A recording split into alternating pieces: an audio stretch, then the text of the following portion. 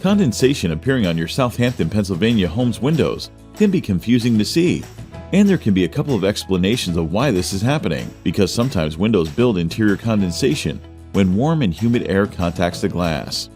Also in the winter months, window condensation can also be a common occurrence, not to mention in the summer, when exterior windows can produce condensation too.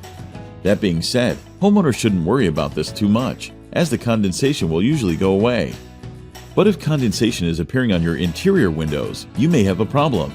It could be a sign that the seal is starting to fail. If this happens, it might be time to look for window replacement. If your window continues to face condensation, then you may be looking at other issues, like higher energy bills and difficulty opening and closing your windows. In this case, it might be time to look into adding some dehumidifiers into your home or increasing your ventilation. At Rosenello's Windows, we offer replacement windows for any Southampton, Pennsylvania home that fits any customer's needs. If you're looking for window replacement services in the Bucks County area, call Rosenello's Windows at 215-244-3993 to set up a free estimate today.